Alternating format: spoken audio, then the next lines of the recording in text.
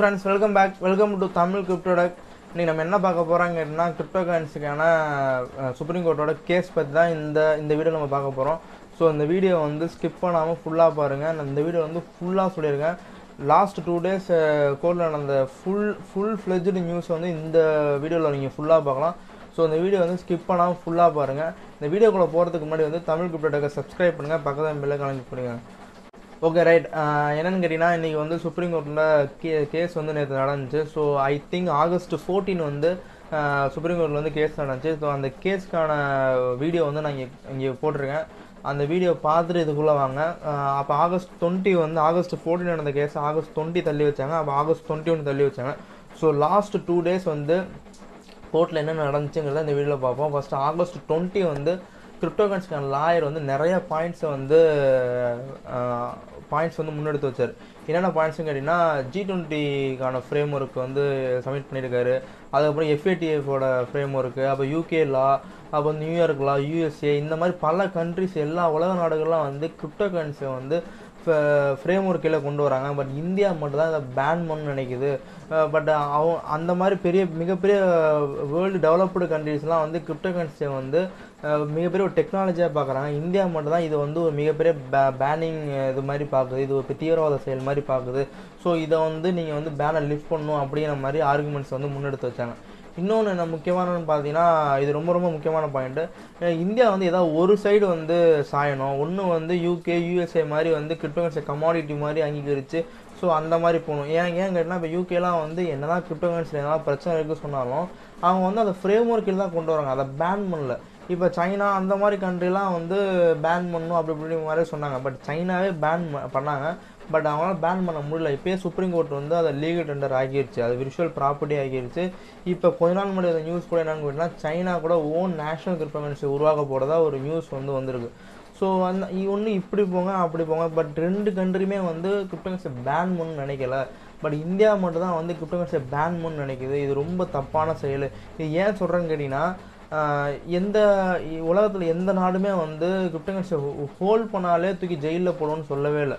India மட்டும் தான் crypto கரன்சியை hold பண்ணாலே தூக்கி ஜெயிலில் போட்டுருன்னு சொன்ன முதல் நாடு வந்து இந்தியா தான். ஸோ இது வந்து கண்டிப்பாக ஏற்றுக்க முடியாத விஷயம். கண்டிப்பாக இதுக்கான ஃப்ரேம் ஒர்க் கொண்டு வரும். ஏன்னா வந்து இதை பேன் பண்ணுற விஷயம் கிடையாது. ஸோ அந்த மாதிரி பாயிண்ட்ஸ் எல்லாம் முன்னெடுத்து வச்சார். இன்னொரு பாயிண்ட் என்னன்னு கேட்டிங்கன்னா, லா 19(1)G. இது ரொம்ப ரொம்ப முக்கியமான பாயிண்ட்டு. என்னங்கன்னா, நம்ம அந்த ஆர்டிகல் 19(1)G படி தான் வந்து நம்ம அதை பேஸ் பண்ணி தான் வந்து சுப்ரீம் கோர்ட்டில் கேஸே போட்டோம், இந்த பேனை அப்போஸ் பண்ணி.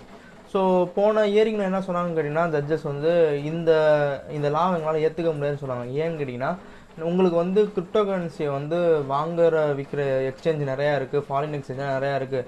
நீங்கள் பேங்கை பேஸ் பண்ணி மட்டும் இல்லை, உங்களுக்கு வேறு வழிகள் இருக்குது. ஸோ அதனால் வந்து இந்த லாவை மட்டும் எங்களால் வச்சு எங்களால் வந்து இந்த பேனை வந்து ரிமூவ் பண்ண முடியாது. ஸோ இந்த லாவை வந்து எங்களால் ஏற்றுக்க முடியாது அப்படிங்கிற மாதிரி சொன்னாங்க. இதனால வந்து எனக்கு என்னன்னா ரொம்ப வந்து, ஏன்னா இந்த லாவை பேஸ் பண்ணி தான் நம்ம கேஸே போடுறோம். இந்த லாவே அவங்க வந்து இந்த மாதிரி சொல்லிட்டாங்கன்னா எனக்கு ரொம்ப கஷ்டமாக போச்சு. நான் நிறைய பேர்கிட்ட கேட்டேன்.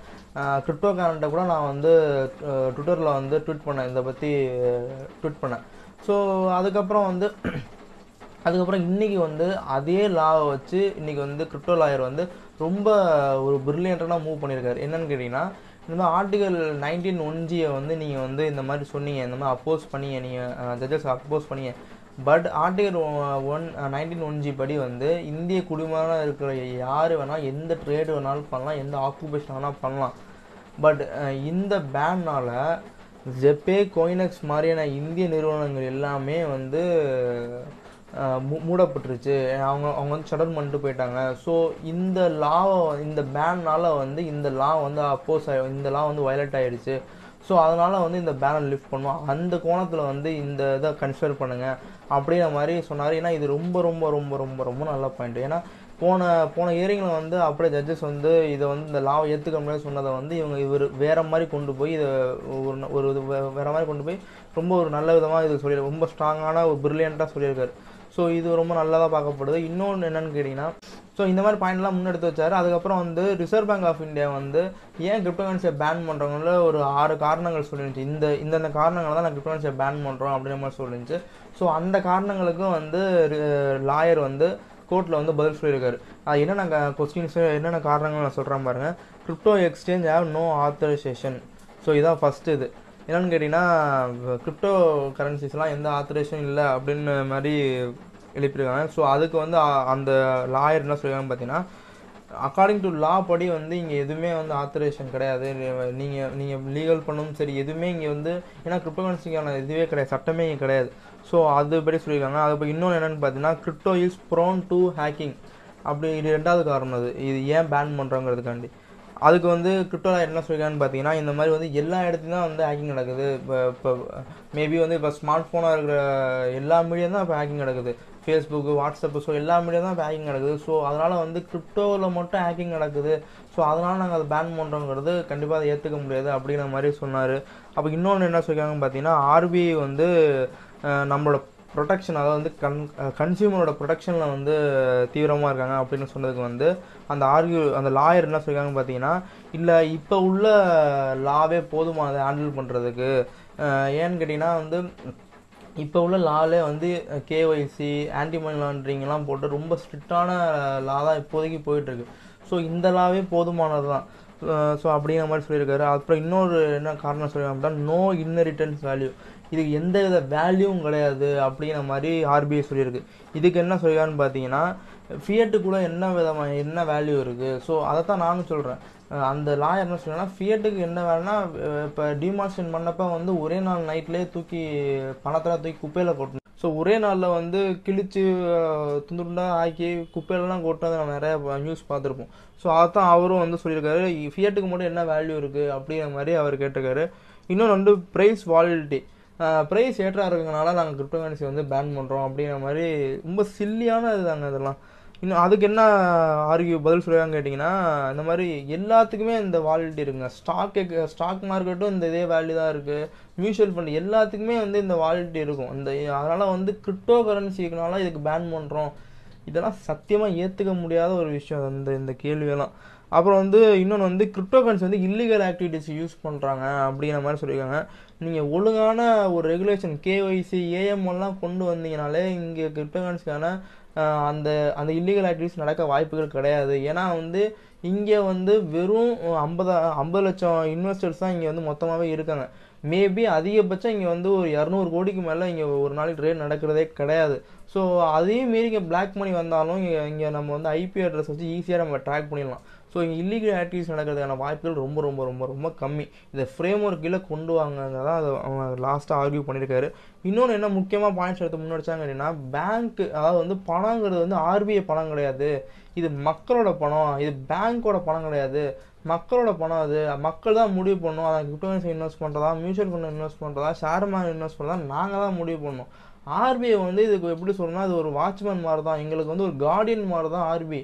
இன்னமும் உங்கள் பணம் மாதிரி இதை வந்து நீங்கள் வந்து பண்ணக்கூடாது அப்படிங்கிற மாதிரி சொல்லியிருக்காரு. இது உங்களுக்கு புரியலன்னு கேட்டிங்கன்னா நான் சொல்கிறேன், இது வந்து பீப்புள்ஸ் மணி தான். இது ஆர்பிஐயோட மணி கிடையாது, பேங்க்கோட மணி கிடையாது, இது வந்து மக்களோட மணி. இது ஆர்பிஐ வந்து இதுக்கு ஒன்லி பாதுகாப்பு கொடுக்க வேண்டியது மட்டும்தான் இது வந்து ரிசர்வ் பேங்க் ஆஃப் இந்தியாவோட வேலை. இது வந்து ஆர்பிஐ என்ன நினச்சிக்குன்னா, இது வந்து எல்லா மணியும் வந்து நம்மளோட மணி நினச்சிக்குது. அது கிடையவே கிடையாது. இது எல்லாமே மக்களோட மணி, மக்கள் தான் முடிவு பண்ணணும். அது வந்து நாங்கள் கிரிப்டோ கரன்சியில் போகணுமா, இல்லை வந்து ரியல் எஸ்டேட்டில் போகணுமா, இல்லை ஷேர் மார்க்கெட்டில் போகணுமாங்கிறத மக்கள் முடிவு பண்ணணும். இது ஒன்லி ஆர்பிஐ பேங்க்ங்கிறது ஒன்லி பாதுகாப்பு கொடுக்குற ஒரு கருவிகள் மட்டும்தான். பட் ஆர்பிஐ வந்து உள்ளே வந்துட்டு நீ மதியம் இதில் யூஸ் பண்ணாத, இதில் ஏன் போடுற, நீ இவ்வளோ தான் எடுக்கணும், பட் அதெல்லாம் வந்து கண்டிப்பாக சொல்லக்கூடாதுங்கிற மாதிரி அந்த கிரிப்டோ லாயர் வந்து ஆர்கியூ பண்ணார். அப்புறம் இன்னொன்று எனக்கு ரொம்ப பிடிச்ச பாயிண்ட்னா இதுதான், நீங்கள் பேங்க்கு போகிறீங்கன்னா நம்ம ஆக்சஸ் பண்ணுறதுக்கான, நம்ம மணியை எடுக்கிறதுக்கான இது வந்து நம்மளுக்கு வேணும். இவ்வளோதான் பேங்க் சொல்லக்கூடாது. இப்போ பேங்க் நீங்கள் போகிறீங்கன்னா, ஒரு பணத்தை எடுக்க போகிறீங்கன்னா நீங்கள் இவ்வளோ ரூபா டெபாசிட் பண்ண முடியும் அப்படிங்கிற மாதிரி பேங்க்கில் சொல்லுவாங்க. நம்ம என்ன சொல்லுவோம், பேங்க் கொடுக்கல, பேங்க் வந்து கொடுக்க மாட்டேன்ட்டாங்க அப்படி தான் நம்ம சொல்லுவோம். பட் அது நம்ம மணியை நம்ம காசை அவங்க கொடுக்கல, அதை அப்படி தான் நம்ம பார்க்கணும். ஸோ நம்ம மணியை கொடுக்கல அப்படின்னு நம்ம தான் பார்க்கணும் அப்படிங்கிற மாதிரி ஆர்கியூ பண்ணியிருக்காரு. ரொம்ப வெல் குட்டான பாயிண்ட்ஸு, ரொம்ப ரொம்ப ஸ்ட்ராங்கான பாயிண்ட்ஸ்லாம் இதெல்லாம் வச்சார். அதுக்கப்புறம் இதெல்லாம் முடிச்சதுக்கப்புறம் வந்து இந்த கிரிப்டோ கரன்சி வந்து கண்டிப்பாக ஆர்பிஐ பண்ணது வந்து அவங்களோட அதிகாரத்தை மீறி இதை பண்ணியிருக்காங்க. ஸோ கிரிப்டோ கரன்சி வந்து லீகல் டெண்டர் கூட கொண்டு வாங்க அப்படிங்கிற மாதிரி வாதத்தை முன்னிட்டு வச்சு அவர் முடித்தார் வாதத்தை. அதுக்கப்புறம் வந்து ஆர்பிஐ வந்து உள்ளே வராங்க. ஆர்பிஐ என்னென்ன சொல்கிறாங்கன்னு பார்த்தீங்கன்னா, அந்த மாதிரி வந்து கிரிப்டோ கரன்சினால வந்து இந்தியன் எக்கனாமிக்கே வந்து டேஞ்சரு அப்படிங்கிற மாதிரி சொன்னாங்க.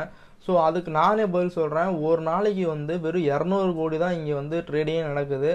அந்த 200 கோடியில் வந்து இந்தியன் எக்கனாமியே அப்படியே புரண்டுறாதுங்க. அதுதான் நான் சொல்ல விரும்புகிறேன். அதுக்கப்புறம் இன்னொன்று என்னென்னு கேட்டிங்கன்னா, கொள்கைகள். அதாவது வந்து எங்களுக்குன்னு ஒரு கொள்கை இருக்குது, பண கொள்கை இருக்குது. ஸோ அந்த கொள்கையை மீறி எங்களால் பண்ண முடியாது, அந்த கொள்கையை மீறி எங்களால் கிரிப்டோகரன்சி ஏற்றுக்க முடியாது அப்படிங்கிற மாதிரி சொல்லுவாங்க. ஸோ அவங்களே வந்து நாங்கள் வந்து பிளாக் செயின் டெக்னாலஜி யூஸ் பண்ணி ருப்பி கொண்டு வர போகிறோம், டிஜிட்டல் ருப்பி கொண்டு வர போகிறோங்கிற மாதிரி சொன்னாங்க. ஸோ அது என்னது? ஸோ அவங்க நீங்களே கொள்கையை மாரி பிளாக் செயின் யூஸ் பண்ணி கிரிப்டோகரன்சியாக கொண்டு வர போகிறீங்க. ஸோ அது மட்டும் என்ன கிரிப்டோகரன்சி கிடையாதா அப்படிங்கிற மாதிரி இருக்குது. நிறைய சந்தேகங்கள் இருக்குது. அப்புறம் இன்னொன்று என்ன முக்கியமானு கேட்டிங்கன்னா, யூகேல வந்து இந்த மாதிரி வந்து ஃபினான்ஷியல் மினிஸ்டர் வந்து கிரிப்டோகரன்சி வந்து பேன் பண்ணுறோன்னு சொன்னாங்க. ஸோ அதனால் நாங்கள் பேன் பண்ணுறோம். அப்புறம் வந்து ஜெட்லி வந்து இந்த மாதிரி வந்து கிரிப்டோகரன்சியை பேன் பண்ணணும்னு சொன்னார், அதனால் நாங்கள் பேன் பண்ணுறோம் அப்படிங்கிற மாதிரி ஆர்பிஐ வந்து முன்னெடுத்து வச்சாங்க. உண்மையிலே வந்து இதெல்லாம் வந்து ரொம்ப சில்லியான பாயிண்ட்ஸ். ஏன்னா வந்து ஜெட்லி வந்து ஃபார்மர் ஃபினான்ஸ் மினிஸ்டர்.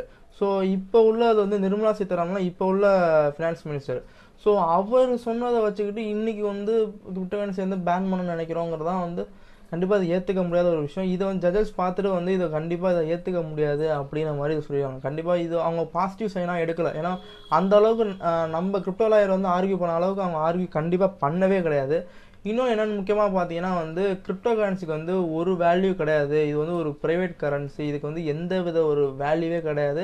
அப்புறம் வந்து இன்னொன்று முக்கியமான பாயிண்ட் என்னன்னு கேட்டிங்கன்னா, இதுக்கு வந்து நிறைய வந்து எலக்ட்ரிசிட்டி வந்து ப்ரொடியூஸ் ஆகும். மைனிங் பண்ணுறால, இந்த பிட்காயின் மைனிங் பண்ணுறதுனால வந்து எலக்ட்ரிசிட்டி நிறையா ப்ரொடியூஸ் ஆகும். ஸோ அதனால் இந்த கிரிப்டோ கரன்சி நீங்கள் பேன் பண்ணியே ஆகணும் அப்படிங்கிற மாதிரி சொல்லியிருக்காரு. இது வந்து இது வந்து ஒரு நேச்சுரல் டிசாஸ்டர் ஆயிரும் அப்படிங்கிற மாதிரி சொல்லியிருக்காரு. இன்னொன்று சொல்லிக்கிறேன் வந்து இங்கே எவ்வளோ இண்டஸ்ட்ரி இருக்குது, அதெல்லாம் எவ்வளோ வந்து எலக்ட்ரிசிட்டியை வந்து புரிஞ்சிட்டு தான் இருக்குது. பட் கிரிப்டோ கரன்சினால் வந்து ஒரு எலக்ட்ரிசிட்டி இன்னமேல் போகுமா கேட்டிங்கன்னா கண்டிப்பாக இதெல்லாம் வந்து ஒரு ஏற்றுக்க முடியாத ஒரு வாதங்க. கண்டிப்பாக அது வந்து கண்டிப்பாக என்னால் இதை ஏற்றுக்கவே முடியல. ஸோ அது வந்து ஜட்ஜஸ் தான் சொல்லணும். அதுக்கப்புறம் வந்து ஆகஸ்ட் 21 வந்து இதை தள்ளி வச்சாங்க. இதெல்லாம் கேட்டுட்டு வந்து இதெல்லாம் கேட்டு இன்னும் ஸ்டடி எடுக்குன்னு சொல்லிட்டு ஆகஸ்ட் 21 வந்து ஜட்ஜஸ் இதை தள்ளி வச்சாங்க. ஆகஸ்ட் 21 வந்து அன்றைக்கும் இதே மாதிரி போய் சொன்ன உடனே வந்து ஜட்ஜஸ் வந்து ரொம்ப வந்து கடுப்பாகி நீங்கள் என்ன தான் சொல்ல வரீங்க, ஏன்னா வந்து கண்டிப்பாக நீங்கள் இந்த விஷயத்தில் வந்து நீங்கள் ஒழுங்காக சொல்லவே மாட்டீங்க, எந்த மாதிரியான இதை கொண்டு வரலாம்னு நீங்கள் இருக்கீங்கிறத ஸ்ட்ராங்கானதாக சொல்லுங்கள் அப்படிங்கிற மாதிரி ஜட்ஜஸ் வந்து ரொம்ப கோவப்பட்டு கேட்ட உடனே வந்து இல்லை நாங்கள் இதுக்கான ஃப்ரேம்ஒர்க் கொண்டு வரோம் இல்லை அப்படின்ற மாதிரி மழுப்பிட்டே இருந்தாங்க. கடைசியில் ஜட்ஜு வந்து கோவப்பட்டு இல்லை நீங்கள் வந்து இன்னும் 2 வாரத்துக்குள்ளே வந்து இதுக்கான என்னமோ இது வந்து ஃப்ரேம்ஒர்க்கோ இல்லை வந்து பாசிட்டிவோ நெகட்டிவோ இது என்னங்கிறத நீங்கள் வந்து உங்களோட முடிவு என்னங்கிறத நீங்கள் வந்து எடுத்துகிட்டு வாங்க அப்படிங்கிற மாதிரி இன்னும் 2 வாரம் டைம் கொடுத்துருக்காரு. ஐ திங்க் ஆகஸ்ட் 20 நினைக்கிறேன். இன்னும் 2 வாரத்துக்குள்ளே வந்து கோர்ட்டில் சப்மிட் பண்ணணும். மேபி வந்து பாசிட்டிவாக இருக்க தான் வாய்ப்புகள் இருக்குது. ஏன்னா வந்து ஆர்குமெண்ட்ஸ் படி பார்த்தோன்னா நம்மளுக்கு தான் வாய்ப்புகள் இருக்குது. ஏன்னா அவங்களோட ஆர்குமெண்ட்ஸுக்கு நானே பதில் சொல்லிடுறேன், அவங்களோட ஒவ்வொரு கேள்விகளுக்கும் நானே ஈஸியாக பதில் சொல்லிடுவேன் போல், அந்த அளவுக்கு ரொம்ப மொக்கையான பாயிண்ட்ஸ் தான் வச்சாங்க. மேபி பார்லிமெண்ட்டில் முடிவெடுத்து இதை பேன் பண்ணுங்க வாய்ப்புகளும் ரொம்ப கம்மி. ஏன்னா G20 சம்மிட்டில் வந்து ஃப்ரேம்ஒர்க் கொண்டு வரணும் தான் சொல்லியிருக்காங்க. ஸோ அதனால் கண்டிப்பாக கொண்டு வர மாட்டாங்க. கண்டிப்பாக வந்து கிரிப்டோகரன்சியான பேன் லிஃப்ட் ஆகிறதுக்கான வாய்ப்புகள் இருக்குது. ஸோ வெயிட் பண்ணி தான் பார்க்கணும். அடுத்த இயரிங் வரைக்கும் நம்ம வெயிட் பண்ணி தான் பார்க்கணும். அடுத்த இயரிங் கண்டிப்பாக வந்து ரிமூவ் ஆகிதான் நான் நினைக்கிறேன். பார்ப்போம். இதுதான் போன இயரிங்னு நான் சொன்னேன், பட் அப்படி தான் போயிட்டுருக்கு. என்ன பண்ணணும்னு தெரில எனக்கு. ஸோ பொறுத்திருந்து பார்ப்போம். இந்த வீடியோ ரொம்ப லென்த்தாக தான் இருக்கும். சாரி, ரொம்ப பெரிய வீடியோ. ஏன்னா 2 நாள் நடந்த ஃபுல் கேஸ் டீட்டெயில் நான் சொன்னனால கொஞ்சம் லென்த்தாக இருக்கும், நிறையா மொக்க போட்டிருப்பேன். ஸோ இந்த வீடியோ பிடிச்சிருந்தா லைக் பண்ணுங்கள், ஷேர் பண்ணுங்கள், தமிழ் கிரிப்டோ டெக்கை சப்ஸ்கிரைப் பண்ணுங்கள், பக்கத்தில் பெல் ஐகானை கிளிக் பண்ணிக்கோங்க. ஓகே ஃப்ரெண்ட்ஸ், பாய். அடுத்த வேலை பார்ப்போம்.